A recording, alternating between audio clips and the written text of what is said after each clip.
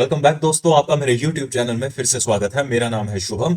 हमने अपने पिछले बिजनेस एनवायरनमेंट के लेक्चर के अंदर कवर की थी एक्जिम पॉलिसीज, यानी एक्सपोर्ट इंपोर्ट से रिलेटेड जो पॉलिसीज आती हैं एक्सपोर्ट इंपोर्ट को लेकर, इंडिया किस तरह से ट्रीट करता है उनको, क्या करता है, वो सब चीजें हमने डिस्कस की थी। आज हम अपने अगले चैप्टर, जो बहुत इंपॉर्टेंट चैप्टर है आपके सिलेबस के लिए भी, आपके एग्जाम के लिए भी और आपके आगे आने वाले नेट जेआरएफ एग्जाम्स के लिए भी, जिसका नाम है इंटरनेशनल मॉनेटरी फंड यानी IMF। ये कैसे सेटअप किया गया था, क्या क्या एग्रीमेंट्स इसके अंदर किए थे, कंट्रीज इसके अंदर किस तरह से मेंबर्स बन सकती हैं, उनको SDRs वगैरह किस तरह से अलॉट किए जाते हैं, वो सारी चीजें आज हम इस चैप्टर के अंदर कवर करेंगे। तो चलिए बिना किसी देरी के स्टार्ट करते हैं। लेकिन अगर आप मेरे चैनल पर नए हैं तो please like share and subscribe जरूर कीजिएगा। International monetary fund introduction.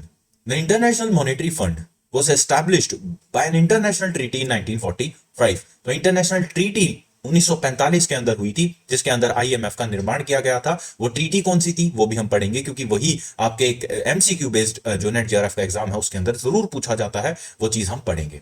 It works to foster global growth and economic stability.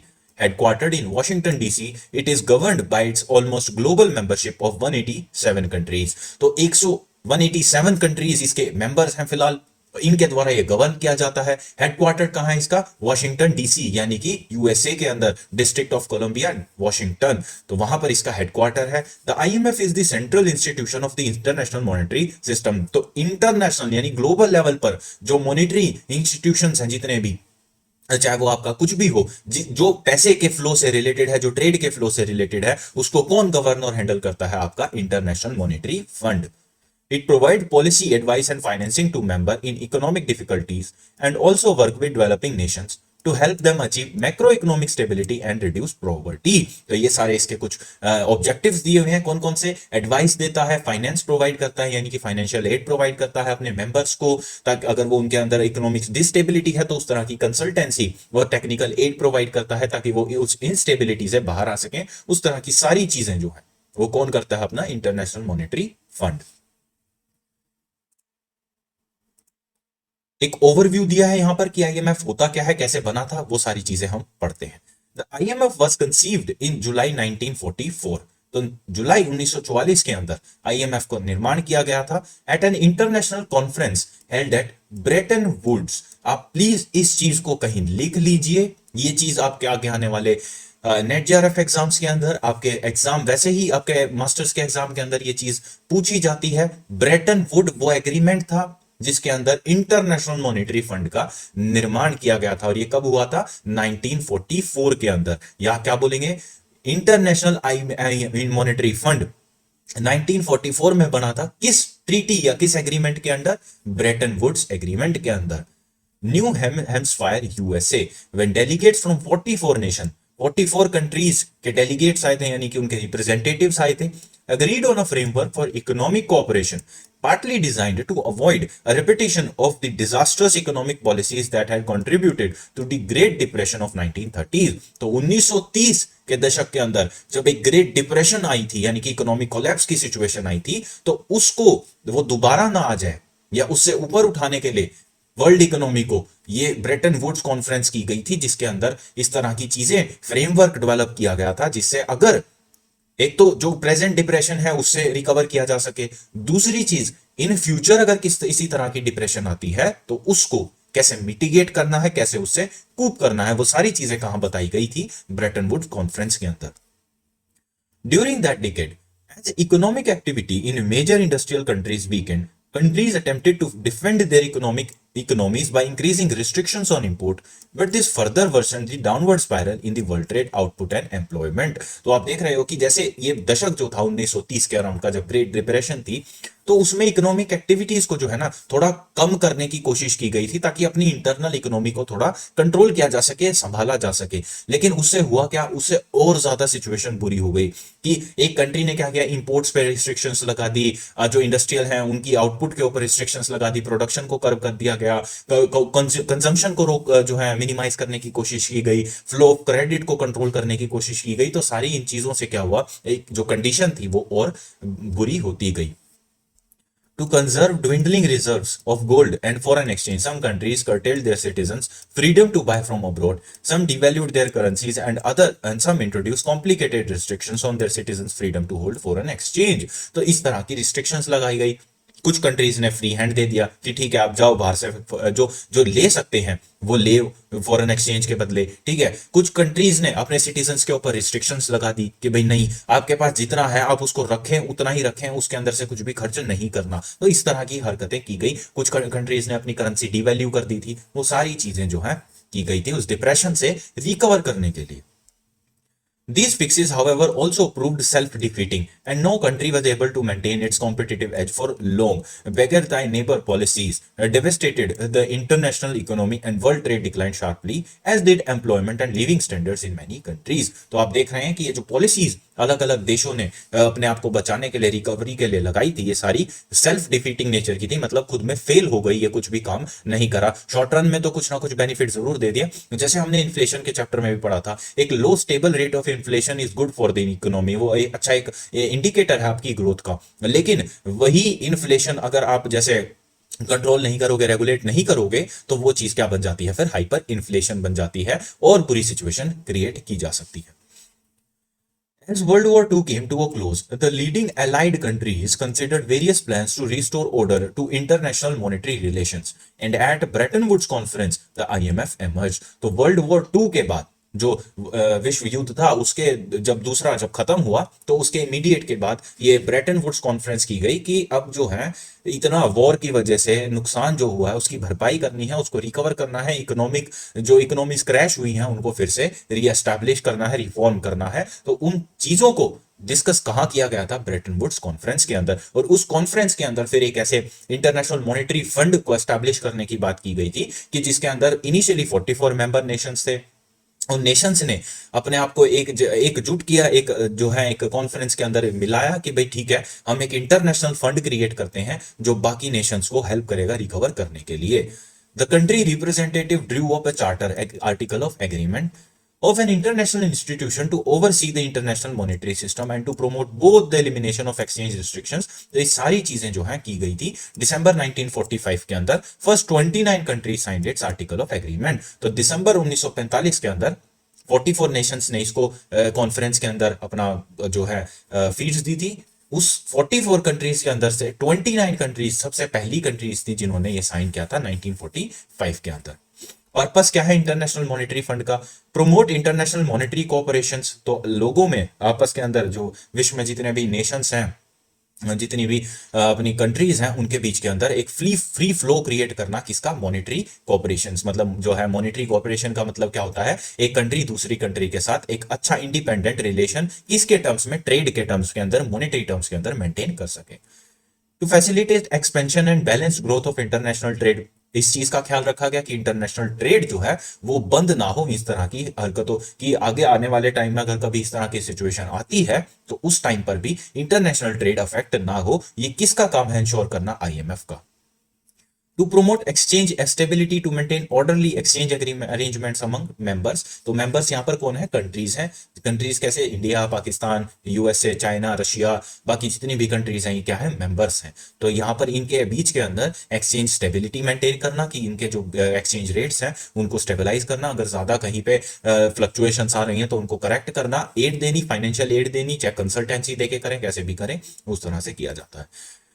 Assist in establishment of multilateral system of payment in respect of current transaction between members and elimination of foreign exchange restrictions। तो ये सारी चीजें इसमें बताई गई हैं। तो वही चीजें बार बार डिस्कस करेंगे यहाँ पर पूरे चैप्टर के अंदर, क्या किया क्या नहीं किया। आइए देखते हैं धीरे धीरे करके। कॉन्फिडेंस मेंबर्स के लिए कि भाई जनरल रिसोर्सेज जो हैं वो उनके लिए अवेलेबल रहेंगे। जैसे फॉर एग्जाम्पल आईएमएफ का एक बहुत बड़ा कॉर्पस फंड है, बहुत बड़ा कॉर्पस फंड है कि भाई अगर इंडिया को कभी कोई फाइनेंशियल एड की जरूरत पड़ती है तो वो वहां से अपने एसडीआर का इस्तेमाल करके पैसा बोरो कर सकता है। In accordance with the above, to shorten the duration and lessen the degree of disequilibrium in the international balance of payment members। तो ये देखो एक चीज यहाँ पर, thus providing them with an opportunity to correct misadjustments in their balance of payment without resorting to measure of destructive national and international prosperity। यानी कि जो आपका बैलेंस ऑफ पेमेंट है उसको बिना छेड़े, उसके अंदर कोई छेड़छाड़ नहीं करेंगे, उस को मतलब उसके अंदर भी कोई भी ऐसी ट्रांजैक्शन को एंटर नहीं करेंगे जिससे नेशनल या इंटरनेशनल अगर उसका ट्रेड प्रोस्पेरिटी है उसके ऊपर कोई फर्क पड़े। तो ये चीजें कहां देखी गई? आईएमएफ में देखी गई। IMF was created to prevent crisis in the system by encouraging countries to adopt sound economic policies. As its name suggests, a fund that can be tapped by its members needing temporary financing to address problem of balance of payment. तो जो fiscal deficit हमने discuss किया था, अगर वो deficit भी अगर हमें कहीं से रिकवर करना है तो हम आईएमएफ से जा सकते हैं, वहां से उनसे थोड़ा पैसा जो है शॉर्ट टर्म फाइनेंस के लिए उधार ले सकते हैं। The IMF works for global prosperity by promoting balanced expansion of world trade, stability of exchange rate, avoidance of competitive devaluation and orderly correction of BOP problems। तो यही चीजें जो ऊपर लिखी थी इनको एक तरह से समराइज किया गया है इतने पार्ट के अंदर। तो आपको आइडिया मिल गया होगा कि आईएमएफ क्या क्या काम करता है। वर्ल्ड ट्रेड को प्रोमोट करता है, उसको एक्सपेंड करता है, इकोनॉमीज को स्टेबलाइज करने की कोशिश करता है, फाइनेंशियल एड प्रोवाइड करता है, बैलेंस ऑफ पेमेंट में जो डेफिसिट्स हैं उनको रिकवर करने में उनकी मदद करता है, और एक्सचेंज रेट को स्टेबलाइज करने में हेल्प करता है। तो ये सारे फंक्शंस क्या हो जाते हैं? आईएमएफ के फंक्शंस या objectives. To serve these purpose the IMF, तो ये पर्पस को जो ये ऊपर हमने डिस्कस किया है इनको सर्व करने के लिए यानी इनको प्रॉपरली मेंटेन करने के लिए आईएमएफ क्या करता है? मॉनिटर करता है इकोनॉमिक और फाइनेंशियल डेवलपमेंट्स को, किसकी? कंट्रीज की या ग्लोबल लेवल के ऊपर कि कंट्रीज किस तरह परफॉर्म कर रही हैं, उनके बीओपी देखता है, उनके इंडेक्सेस देखता है जैसे GDP, GNP, consumer price index, inflation index, ये सारी चीजें चेक करता है और उनके बेसिस पर एक रफ आइडिया बना लेता है कि भाई ये कंट्री किस तरह परफॉर्म कर रही है, फ्यूचर में इसकी जो स्टैटिस्टिक्स हैं वो किस तरह से दिख रही हैं, वो सारी चीजें करता है। In its annual review for Japanese economy in 2003, the IMF Executive Board urged Japan to adopt a comprehensive approach to revitalize the corporate and financial sector and address fiscal imbalances। तो 2003 में इस तरह से जापान की economy को उन्होंने study किया और स्टडी करने के बाद उन्होंने उसको जापान को एडवाइस किया कि इस तरह से काम कीजिए, आपकी इकोनॉमी फिर से रिस्टेबलाइज हो सकती है, and it is working very fine now. Provides temporary financing to member countries, जैसे मैंने आपको बताया कि इस तरह से जो है आप लोन ले सकते हैं अपने आईएमएफ से। Provide the government and central banks of its member countries with technical assistant and training in its area of expertise, तो टेक्निकल और जो कंसल्टेंसी है वो प्रोवाइड कर सकता है। उसके बाद ऑर्गेनाइजेशन आते हैं, क्या क्या उसके अंदर मतलब किस तरह से आईएमएफ का ऑर्गेनाइजेशन है, क्या क्या उसके अंदर बॉडीज हैं जो काम करती हैं। तो सबसे पहले आते हैं बोर्ड ऑफ गवर्नर, फिर आता है ईबी एग्जीक्यूटिव बोर्ड, फिर MD managing director, staff of international civil servants and development committees. तो ये चीजें हैं, यहां पर बताते हैं क्या क्या इनके अंदर बताया गया है। बोर्ड ऑफ गवर्नर्स में कौन कौन आते हैं? The board consist of one governor and one alternate for each member of country, यानी कि एक गवर्नर होता है और एक ऑल्टरनेट होता है हर मेंबर, जो जितने भी मेंबर कंट्रीज हैं, अभी 187 ऊपर हमने पढ़े थे, तो मान लीजिए 187 मेंबर्स हैं, कंट्रीज हैं, तो उनके डेलीगेट्स होंगे और उन डेलीगेट्स का एक एक ऑल्टरनेट भी अवेलेबल होगा। ये कौन कंस्टिट्यूट करता है? अपना बोर्ड ऑफ गवर्नर्स। तो board consist of one governor and one alternate for each member country, तो हर एक जैसे एक गवर्नर है और फिर जितनी भी 187 कंट्रीज हैं मेंबर, उनका एक एक डेलीगेट यानी उनका एक एक ऑल्टरनेट रखता है। The board of governor is the highest decision making body of IMF. तो बोर्ड ऑफ गवर्नर सबसे, जैसे कंपनी में बोर्ड ऑफ डायरेक्टर्स होती है, हाईएस्ट लेवल ऑफ मैनेजमेंट, वैसे ही आईएमएफ में कौन है? Board of governors. The governor appointed by the member country is usually the minister of finance और the central bank governor। तो यहाँ पर जो डेलीगेट होता है कंट्री का वो कौन बनता है? जो गवर्नर बनता है आईएमएफ का, या तो आरबीआई का, जैसे इंडिया की बात करूं, या तो आरबीआई का गवर्नर बनेगा, या फिर कौन बनेगा? Minister of finance. The board of governors has delegated to the executive board all except certain reserved power. It normally meets once a year। ये चीज आप याद रखेंगे। तो क्या कह रहे हैं? बोर्ड ऑफ गवर्नर ने, जितनी भी बोर्ड ऑफ गवर्नर है उसके उनकी अपनी जो पावर्स हैं मोस्टली वो दे रखी हैं किनको? ये एग्जीक्यूटिव बोर्ड वालों को, यानी कि जो इनसे नीचे वाला बोर्ड है उनको मोस्टली पावर्स इनको दे रखी हैं, कुछ को छोड़कर जो ज्यादा इंपॉर्टेंट पावर है वो बोर्ड ऑफ गवर्नर्स के पास ही है। साल में एक बार जो है मीटिंग करते हैं ये अपनी, और उसके अलावा जो है पावर्स, जो रेगुलर फंक्शंस हैं वो कौन मैनेज करता है? एग्जीक्यूटिव बोर्ड मैनेज करता है। The board consist of 24 directors. Executive board की बात कर रहे हैं, 24 डायरेक्टर होते हैं। अपॉइंट कौन करता है? Member countries and group of countries. तो इस तरह से बात की जाती है। इनको 24 डायरेक्टर्स होंगे, उनको अपॉइंट कौन करेगा? मेंबर कंट्रीज या ग्रुप ऑफ कंट्रीज, जैसे 3-4 कंट्रीज आपस में मिलकर एक डायरेक्टर अपॉइंट कर दे। उसके बाद आते हैं serves as its chairman, the MD serves as its chairman, the board deals with a wide variety of policies both in operational and including exchange rate provisions of. तो मेन जो functions है ना, देखो ऊपर क्या लिखा था, जो इसकी मेन पावर्स हैं, जो मतलब मोस्ट पावर्स हैं, वो एग्जीक्यूटिव बोर्ड के पास है। तो एग्जीक्यूटिव बोर्ड ही मोस्टली डिसीजंस लेता है, मोस्टली पॉलिसीज फ्रेम करता है, फाइनेंशियल एड देता है, कंसल्टेंसी टेक्निकल असिस्टेंट प्रोवाइड करता है। कुछ इंपॉर्टेंट, बहुत इंपॉर्टेंट जो मेजर्स होते हैं सिर्फ वही बीओजी के पास जाते हैं। उसके बाद आते हैं मैनेजिंग डायरेक्टर्स। तो एमडी कौन होता है, is selected by executive board, ये इसको सेलेक्ट करता है। He serves as the head of organisation staff under the board direction. तो इस तरह से 5 साल ये काम करता है। तो एक एमडी का टाइम लाइफ टर्म कितना होता है जॉब का, वो रहता है 5 साल। उसके बाद आते हैं staff for international civil servants. 24 IMF governors होते हैं। ये सब चीजें जो है ये meets twice a year in April और मई and at the time of annual meeting of BOG in सितंबर और अक्टूबर। ये भी चीज आप याद रखना कि staff of international civil servants जो हैं वो कितनी बार मिलते हैं, 2 बार मिलते हैं। उसके बाद डेवलपमेंट कमेटी आ जाता है। 24 मेंबर्स होते हैं of comparable rank of finance ministers और other official. The development committee generally meets at the same time as IM and FC and it reports to the board of governor of world bank and IMF on the development issues. तो ये चीजें यहां पर provide बताई गई हैं। उसके बाद बताते हैं borrowing, financing facilities and policies की क्या ये फंक्शंस बता रखे हैं कि आईएमएफ किस तरह से काम करता है। IMF provide financial assistance to help them correct BOP problem. ये चीज मैं आपको समझा चुका हूं कि जो फिस्कल डेफिसिट होता है, वो डेफिसिट को रिकवर करने के लिए कंट्री आईएमएफ के पास जा सकती है, उससे रिक्वेस्ट कर सकती है कि सर हमारे को डेफिसिट में आपसे जो है फाइनेंशियल एड चाहिए, तो आप प्लीज प्रोवाइड कर दीजिए। वो यहां पर बताया गया है। The maximum amount of financing a member can obtain is based on its quota. Under the regular IMF facilities, a member can generally borrow up to 300% of its quota. तो क्या होता है, कोटा डिसाइड क्या होता है, हर मेंबर का अपना कोटा होता है। उस कोटा को डिसाइड करने के लिए भी अलग अलग इंडेक्सेस होते हैं, किसी का जीडीपी, जीएनपी, ये सब देख के किया जाता है। वो सारी चीजें डिसाइड करती हैं कि आप कितना कोटा हम आपको देंगे। आप यूजुअली उस कोटा का 300% यानी कि उससे 300 गुना ज्यादा पैसा बोरो कर सकते हैं। मान लीजिए इंडिया का कोटा कितने का है, 1,000 रुपए का है, तो वो कितना बोरो कर सकता है, 3 लाख रुपए बोरो कर सकता है, 300%। तो यही चीज यहां पर बोला है। उसके बाद क्या आते हैं, 2 of the IMF reserve facility contingent supplementally CSRF और दूसरा है contingent credit lines do not specify a limit. ये 2 ऐसी चीजें हैं जिसके अंदर कोई लिमिट नहीं है, आप जितना बोरो करना चाहें बोरो कर सकते हैं, लेकिन ये फंड कब काम आता है, सिर्फ इमरजेंसी या कंटिजेंट लायबिलिटीज के अंदर। However, EB has indicated that CCL excess is expected to be in the range of 300% to 580% of its quota। तो 300 से लेके 580 गुना ज्यादा आप बोरो कर सकते हैं एक मेंबर कंट्री के कोटा के अनुसार। यानी कि अगर इंडिया का कोटा 1,000 रुपए है, तो CCL से अगर उसको बोरो करना है तो वो कितना कर सकता है, 3 लाख रुपए से लेकर 5,80,000 रुपए तक। ये मैं एग्जांपल ले रहा हूं, ये फिगर बहुत बड़ा होता है, इंडिया का कोटा 1,000 नहीं है, सिर्फ आपको समझाने के लिए बता रहा हूं कि 300 गुना कैसे करना है, 580 गुना कैसे करना है। उसके बाद आते हैं regular lending facilities consist of stand by arrangements and extended fund facilities. तो ये सारी चीजें बताई गई हैं कि किस किस तरह से आईएमएफ जो है अपने मेंबर्स कंट्री को फाइनेंशियल असिस्टेंट दे सकता है। वो दे सकता है सीएसआरएफ से, सीसीएल से, कुछ ये रेगुलर लेंडिंग फैसिलिटी है जो रेगुलर शॉर्ट टर्म पीरियड के लिए लोन लेने हैं वो देता है। फिर उसी रेगुलर लैंडिंग फैसिलिटी को अगर उसमें एक्सटेंशन मांग ली जाती है तो उसको एक्सटेंडेड फंड फैसिलिटीज कहा जाता है। ये सारी चीजें यहां पर दी गई हैं, ये आप एक बार से खुद से पढ़ेंगे तो आपको अच्छे से समझ में आ जाएगा, बट इसके अंदर कुछ भी ऐसा टेक्निकल नहीं है, ये बस बता रखा है। देखो मेन क्या चीज होगी, आईएमएफ फाइनेंशियल असिस्टेंट देता है, ठीक है, कैसे देता है, कोटा के बेसिस पे देता है। हर मेंबर कंट्री का कोटा होता है, यूजुअली अपने कोटा से 300 गुना ज्यादा मांग सकता है। वो कोटा कैसे डिसाइड किया जाता है वो अभी हम पढ़ लेंगे, ठीक है। फिलहाल वो कुछ 2 रिजर्व्स हैं, फंड्स हैं, कौन कौन से हैं, कंटिजेंट सप्लीमेंट रिजर्व फंड और दूसरा कंटिजेंट क्रेडिट लाइन।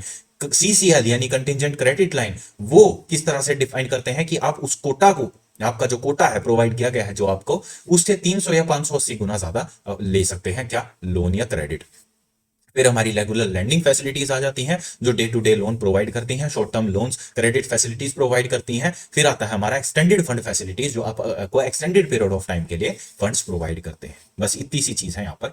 रिसोर्सेज क्या है? Subscription by member and borrowing, यानी कि आईएमएफ के पास इतना पैसा कहां से आता है कि वो मेंबर कंट्रीज को दे सके। तो दो अपने उसके सोर्सेज हैं। कौन कौन से? एक तो मेंबर से सब्सक्रिप्शन फीस लेता है, यानी कि अगर आपको आईएमएफ का मेंबर बन के रहना है, जैसे आप नेटफ्लिक्स की सब्सक्रिप्शन लेते हैं, अमेजॉन प्राइम की सब्सक्रिप्शन लेते हैं, सिमिलरली आप आईएमएफ के अगर मेंबर बनना चाहते हैं, एक मेंबर कंट्री बनना चाहते हैं, तो आपको आईएमएफ की सब्सक्रिप्शन लेनी पड़ेगी। वो सब्सक्रिप्शन के चार्जेस होते हैं और कुछ हो सकता है बोरोइंग्स, यानी कि आईएमएफ भी कंट्री से बोरो कर सकता है। जैसे फॉर एग्जांपल इंडिया को आईएमएफ से 1 लाख रुपए चाहिए और आईएमएफ के पास उतने नहीं है, तो इंडिया आईएमएफ क्या कहेगा? भाई यूएसए मुझे उधार दे दे, ठीक है, मैं तेरे को फिर लौटा दूंगा। तो इस तरह से आईएमएफ जो है अमेरिका से 1 लाख रुपए लेगा, वो पैसा इंडिया को पकड़ाएगा, इंडिया आईएमएफ को पे करेगा इंटरेस्ट समेत, और आईएमएफ फिर वापस यूएसए को पे कर देगा। तो ये कोटाज एंड सब्सक्रिप्शन होगी। स्पेशल ड्रॉइंग राइट्स के तौर पे इसको जो है डिफाइन किया जाता है। आइए देखते हैं क्या है। Quotas are used to determine the voting power of the member, their contribution to the fund resources, their access to these resources and their share in allocation of SDR। तो जो कोटा होता है वो क्या होता है? वो डिटरमाइन करता है कि एक मेंबर कंट्री का कितनी वोटिंग राइट्स हैं, यानी कि जो डिसीजंस है, पॉलिसी मेकिंग है, उसके अंदर कितना वोटिंग राइट है उसका, उसके और ये कैसे डिसाइड करता है कि कोटा कितना होना चाहिए, कि फंड के अंदर उसने कितने रिसोर्स प्रोवाइड करे हैं, मतलब फंड को कितनी कॉन्ट्रीब्यूशन दी है, या फिर जो वो एक्सेस कर पा रहे हैं रिसोर्सेज को उसके बेसिस पर। तो ये सारी चीजें जो है क्या डिफाइन करती हैं आपका कोटा।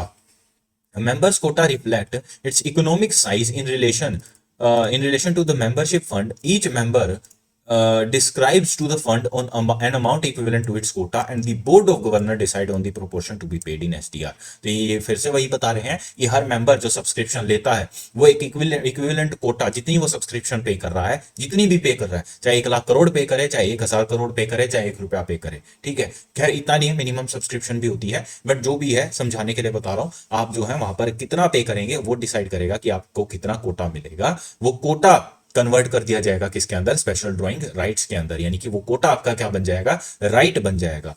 उसके बाद आते हैं, member is generally required to pay about 25% of his quota in SDR और in currencies of other member that are selected by the IMF. तो ये बता रहे हैं फिर से कि आपको जो आप कोटा ले रहे हो, यानी कि जो आप राइट ले रहे हो, उसके अंदर वो 25% आपको एसडीआर में पे करना पड़ता है। तो वही चीज यहां पर बताई गई है। The quota of all fund members are reviewed at intervals of not more than 5 years। तो ये चीजें यहां पर दी गई हैं। आप एक बार इनको जो है खुद से पढ़ेंगे तो ज्यादा अच्छे से समझ में आएगा इसके अंदर, क्योंकि और कुछ इतना है नहीं। ये इंपॉर्टेंट है। Each IMF member has 250 basic votes plus 1 additional vote for each SDR 1 lakh of quota, यानी कि 250 वोट तो सबको मिलते हैं, लेकिन एडिशनल वोट अगर देने हैं तो हर 1 लाख एसडीआर के ऊपर आपको एक एडिशनल वोट और मिल जाता है। 250 तो आपको मिलते ही मिलते हैं, लेकिन और अलग एक एडिशनल और कोटा आपको चाहिए, एक वोट और चाहिए, तो आपको 1 लाख एसडीआर, यानी कि आपको अपनी करेंसी का 1 लाख जो है राइट देना पड़ता है। वो चीज यहां पर बताई गई है। ये चीज याद रखेंगे आप, ये चीज बहुत इंपॉर्टेंट है, ये वाली लाइन खासकर।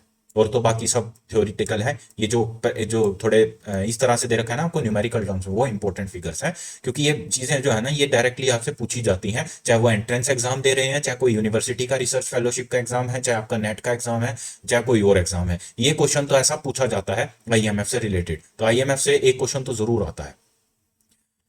बोरोइंग्स कर ली जाती हैं। IMF however is authorised under its article of agreement to supplement its ordinary resources by borrowing. ये चीजें जो हैं आपको बता दी हैं, आरबीआई भी बोरो कर सकता है।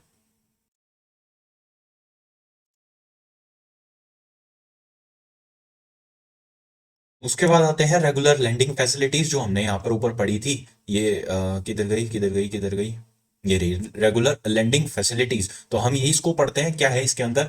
The principal way in which IMF makes its resources available to its member is by selling to them the currencies of other members or SDRs in exchange for their own currencies। तो एक country को दूसरी country के SDR या currencies जो है बेचकर उस तरह से रिसोर्सेज जनरेट करता है। For example, if India needs US dollar to meet its BOP obligation, it may purchase the dollar from the IMF by exchanging rupees। तो रुपए के बदले यानी इंडियन रुपीस के बदले वो डॉलर ले सकता है और अपने जो डेफिसिट है उनको पूरा कर सकता है। इनको क्या बोला जाता है? Regular lending facilities. और drawing up to 25% of members quota called first credit tranche, the member must demonstrate that they are making reasonable efforts to overcome their BOP difficulties. यानी कि 25% जो फर्स्ट ट्रांच बोला जाता है, अगर आपको लेना है तो आपको ये दिखाना पड़ेगा कि आप पूरी कोशिश कर रहे हैं, आपकी पॉलिसीज इस तरह से ड्रिवन है कि वो आपके डेफिसिट को रिकवर कर सकती हैं। ये इसलिए करवाया जाता है ताकि एक श्योरिटी ली जा सके कि आप जो यहां से पैसे ले रहे हैं वो आप रीपे कर पाएंगे।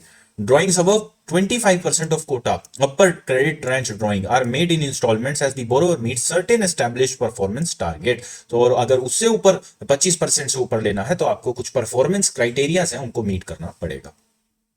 ये स्टैंड बाय एग्रीमेंट्स हो जाते हैं which is typically 1 to 2 year long but can be as long as 3 years। A country carries out a program that it has designed in consultation with the IMF staff to resolve BOP problem। तो इस तरह से यहां पर काम किया जाता है। एक्सटेंडेड फंड फैसिलिटी क्या होती है? 4 से 10 साल का इसका रीपेमेंट होता है। एक्सटेंडेड फैसिलिटी मिलती है जो आपके रेगुलर से हैं, जैसे उसके अंदर 25% है, 25% से और पे परफॉर्मेंस क्राइटेरिया है, इसके अंदर थोड़ी और एक्सटेंडेड आपको क्रेडिट फैसिलिटीज मिल जाती है, यानी थोड़ा और पैसा जो है जो रेगुलर में मिल रहा है उससे थोड़ा और मिल जाता है इसके अंदर। स्पेशल लैंडिंग फैसिलिटीज आ जाती हैं जिसके अंदर आपका एसआरएफ आ जाता है, सप्लीमेंटल रिजर्व फंड। जो ये एसआरएफ 1997 के अंदर बना था, unprecedented demand for IMF assistant that resulted from Asian crisis. तो एशियन क्राइसिस की वजह से आईएमएफ की जो फाइनेंशियल डिमांड थी वो बहुत ज्यादा बढ़ गई थी, यानी कि उसके अंदर आए दिन कोई ना कोई जो है फाइनेंशियल एड मांगता था, तो वो बचाने के लिए उसको या फिर रिकवर करने के लिए या उसको पे करने के लिए ये सप्लीमेंट रिजर्व फैसिलिटी क्रिएट की गई थी। It is intended to help the member countries that has experienced exceptional BOP problems which are जो हैं which are commenced by a large short-term financing need which is resulting from a sudden and disruptive loss of market confidence। तो कोई बहुत बुरी condition में है, financial condition में, उसको अगर चाहिए पैसा तो एसआरएफ से ले सकता है। कंटिजेंट क्रेडिट लाइंस और ये कॉम्पनसेटरी ये चीजें जो है आपको बता दी थी, इसमें कुछ है नहीं। कंसेशनल लेंडिंग लाइट्स हैं इसके अंदर की कंसेशन के ऊपर आप जो है लोन वगैरह ले सकते हैं। Poverty reduction and growth facility, अगर आपको पॉवर्टी रिडक्शन या ग्रोथ के लिए क्रेडिट चाहिए तो उसके अंदर आपको कंसेशनल रेट पे मिल जाता है। तो उसके बाद आते हैं other IMF policies and procedure. Emergency assistant, अगर कोई इमरजेंसी आ जाती है जैसे नेचुरल डिजास्टर के केस में 25% the assistant is available through outright purchase, usually limited to 25%, provided that the member cooperates with the IMF to solve its problem. तो ये वही सिमिलर जो है कि भाई रेगुलर लेंडिंग फैसिलिटी वाला कि 25% तक आपको मिल जाएगा फर्स्ट ट्रांच में, लेकिन आपको ये दिखाना पड़ेगा कि आप जिस चीज के लिए पैसा ले रहे हैं आप उसके लिए एक्चुअली काम कर रहे हैं, मेहनत कर रहे हैं, नहीं कर रहे हैं, आपके जो कॉजेज हैं इस पैसे को यूज करने के वो राइटफुल होने चाहिए। फिर आता है emergency financing mechanism. The EFM procedure allows for a quick executive board approval of IMF financial support under usual facilities. तो ये जल्दी इमीडिएट लोन लेना है तो इमरजेंसी फाइनेंसिंग मैकेनिज्म से ले सकते हैं। ये कंडीशंस हैं, क्या क्या कंडीशन है? When the IMF provide financial support to its member country it must be sure that its member are pursuing policies that will improve और eliminate their external payment problems. तो वही चीजें बार बार आ रही हैं कि कंडीशंस के अंदर अगर आपको लेंडिंग लेनी है, फर्स्ट 25% अगर आपको अपने कोटे का लेना है तो आपको ये दिखाना पड़ेगा, आपको ये प्रूव करना पड़ेगा कि आप वो सारी चीजें कर रहे हैं, वो सारी पॉलिसीज इंप्लीमेंट कर रहे हैं जिससे आपकी प्रॉब्लम जल्दी से जल्दी रिजॉल्व हो सके और आप जो आपने क्रेडिट लिया उसको रीपे कर सकें। तो ये वही है, फाइनेंशियल सपोर्ट तभी मिलता है जब वो श्योर हो जाता है आईएमएफ कि उसके जो मेंबर हैं वो इस तरह की पॉलिसीज कर रहे हैं, इस तरह के स्टेप्स मेजर्स ले रहे हैं जिनसे उनकी इकोनॉमी में जो डेफिसिट है वो जल्दी से जल्दी रिकवर कर सके। इसको क्या बोलते हैं? कंडीशनैलिटी। ये तो इसके अंदर कुछ इंपॉर्टेंट है नहीं आपका। मेन जो आपकी चीजें थी ना आईएमएफ से रिलेटेड वो इसकी थी। ऊपर जो हमने हिस्ट्री पढ़ी, कैसे बनाया, ब्रेटन वुड्स कॉन्फ्रेंस में बनाया था, क्यों बनाया था वो भी देख लिया, यानी ऑब्जेक्टिव्स देख लिए, और इसके अंदर जो है आपके कोटास वगैरह क्या होते हैं वो सब हमने देख लिया। मतलब मेन हमने चीजें सारी कवर कर ली आईएमएफ से रिलेटेड। अब ये थ्योरेटिकल है, ये इसके अंदर इतना कोई रेलिवेंट नहीं है। आपसे क्वेश्चन पूछा जाएगा तो ये होगा इंटरनेशनल मॉनेटरी फंड क्या है, तो उसके अंदर आप लिखेंगे उसकी हिस्ट्री, यानी कि क्या क्या सिचुएशन रही कि ब्रेटन वुड्स कॉन्फ्रेंस जैसे अपना जो ग्रेट डिप्रेशन था 1930s का, उसकी वजह से इकोनॉमिक प्रॉब्लम इंस्टेबिलिटी बनी रही, जो है अपना उसके बाद फर्दर डिटीरियोरेशन आई किसकी वजह से, वर्ल्ड वॉर्स की वजह से। वर्ल्ड वॉर टू के खत्म होने के बाद ये सोचा गया कि एक ऐसा फंड कंस्टिट्यूट करा जाए इंटरनेशनल लेवल पे कि जो इकोनॉमिक इमरजेंसीज को मिटिगेट कर सके। तो ब्रेटन वुड्स कॉन्फ्रेंस हुई वॉशिंगटन डीसी के अंदर, उसके बाद जो है अपना वॉशिंगटन डीसी के अंदर नहीं, सॉरी, न्यू हैम्पशायर के अंदर, यूएसए के अंदर हुई वो। फिर उसके अंदर डिसाइड किया गया कि आईएमएफ बनाया जाएगा, इंटरनेशनल मॉनेटरी फंड, एक ऐसा फंड होगा जिसके अंदर सारे मेंबर कंट्रीज जो है सब्सक्रिप्शन के थ्रू वहां पर पैसा देंगे। जिन मेंबर कंट्रीज को इकोनॉमिक प्रॉब्लम्स है वो वहां से पैसा उधार ले सकते हैं। ये तो हो गया आईएमएफ का प्राइमा फेसी। अब आते हैं आईएमएफ के ऑब्जेक्टिव्स के ऊपर। प्रमोट क्या करता है, इंटरनेशनल ट्रेड को प्रमोट करता है, इकोनॉमिक स्टेबिलिटी प्रमोट करता है, एक्सपोर्ट इंपोर्ट्स को प्रमोट करता है, फॉरेन एक्सचेंज को प्रमोट करता है, ये सारे काम करता है आईएमएफ। उसके बाद आ जाते हैं फिर कि इसके कॉन्स्टिट्यूएंट्स क्या होते हैं। सबसे पहले आता है बोर्ड ऑफ गवर्नर्स, फिर आता है एग्जीक्यूटिव बोर्ड, फिर मैनेजिंग डायरेक्टर, फिर स्टाफ ऑफ जो मेंबर्स थे वो सब आ जाता है। तो ये इस तरह से आप जो है डिफाइन करेंगे। आपका अगर क्वेश्चन आता है व्हाट इज आईएमएफ, और आगे जो भी उसे पूछा है कि what are its significance, what are the objective, ये सब चीजें जो है आपको इस तरह से डिफाइन करनी है। ये जो इस वक्त चीजें हम पढ़ रहे हैं ये उतनी रेलिवेंट नहीं है आपके एग्जाम पर्पस के लिए। टेक्निकल असिस्टेंस देता है, देखो फाइनेंशियल असिस्टेंट तो हमने पढ़ ली कि फाइनेंशियल असिस्टेंस देता है कि भाई आपके 25% कोटा पे ले सकते हो, उससे ज्यादा लेना है किस किस तरह से ले सकता है, रेगुलर लैंडिंग फैसिलिटीज हैं, स्पेशल लैंडिंग राइट्स हैं, इस तरह से सारी चीजें हमने कर ली। टेक्निकल असिस्टेंट क्या होता है, जब आपको वो कोई कंसल्टेंसी प्रोवाइड करता है, कोई आपको पॉलिसीज बता के देता है। जैसे ऊपर हमने पढ़ा था ना, जापान को जब उसको इकोनॉमिक स्टेबलाइज करना था तो उन्होंने ऐसी पॉलिसीज बनाकर जापान को दी कि भाई आप ये पॉलिसीज फॉलो कीजिए, आपकी इकोनॉमिक कंडीशन फिर से ठीक हो जाएगी। वो सारी चीजें यहां करी जाती हैं। Designing and implementing fiscal and monetary policies, drafting and reviewing economic and financial legislation, regulation and procedures. तो मैंने वही बताया ना, आपको इस तरह की पॉलिसीज आपको डिजाइन करके दे देता है। आप जाइए उनसे बोलिए कि भाई साहब हमारी इकोनॉमी का जो है थोड़ा बट्ठागोल हो चुका है, आप प्लीज हमको कोई ऐसी पॉलिसीज डिजाइन करके दे दीजिए हमारी इकोनॉमिक कंडीशन में जिससे सुधार आ सके। तो ये आपको वो करके दे देता है। एक्सटर्नल कोऑपरेशन, जो अपने इनके मेंबर पार्टनर्स हैं यानी कि जो कंट्रीज हैं उनके अंदर कोऑपरेशन क्रिएट करता है। कैसे, यूनाइटेड नेशन डेवलपमेंट प्रोग्राम के थ्रू। ये सारे हैं जो आपके इनके पार्ट बनते हैं, इनसे जो कोलैबोरेट करके, इनसे कोऑपरेट करके नेशंस के अंदर जो मेंबर्स हैं, मेंबर नेशंस हैं, उनके अंदर कोऑपरेशन का मोटिव बिल्ड करता है। तो ये आपका जो आईएमएफ का चैप्टर है वो कंप्लीट होता है। इसके अंदर और कुछ इंपॉर्टेंट बात नहीं है सच जो आपको पढ़ानी पड़े। आप इस चैप्टर की रीडिंग लीजिए, जैसे मैंने आपको बताया एग्जैक्टली वैसे ही पढ़िएगा। आईएमएफ क्या है, कैसे बना था, क्यों बना था, ठीक है। उसके बाद पढ़िएगा इसके ऑब्जेक्टिव्स क्या हैं, उसके बाद पढ़िएगा इसके कॉन्स्टिट्यूशंस क्या है, मतलब इसके अंदर जो जो मेंबर्स हैं, बोर्ड ऑफ गवर्नर, वो सब।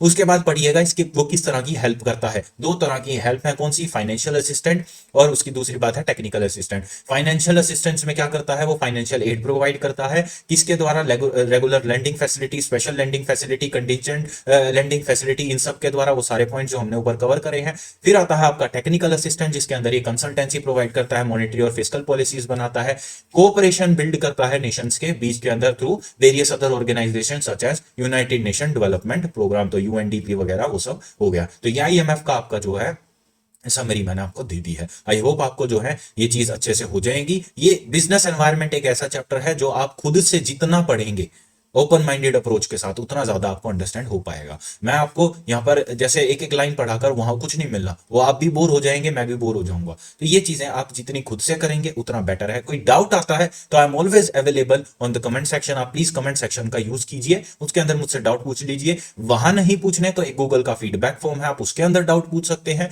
कोई टॉपिक अगर आपको लगता है कि वो आपको करवाना है तो वो बता दीजिए मुझे, मैं उसके लिए अलग से आपको वीडियो प्रोवाइड कर दूंगा। तो प्लीज कनेक्ट कीजिए मेरे साथ साथ, ये सारी चीजें सिलेबस करते रहिए। आज हमने सुबह के लेक्चर में आईएमएफ का थोड़ा जिक्र किया था मैनेजरियल इकोनॉमिक्स में, आज हमने उसको अच्छे से पढ़ लिया है। तो आई होप आपको चीजें क्लियर हो रही हैं। कोई डाउट आता है तो कमेंट सेक्शन में पूछिएगा। हम मिलते हैं अपने अगले लेक्चर्स के अंदर, तब तक के लिए ख्याल रखिए, धन्यवाद।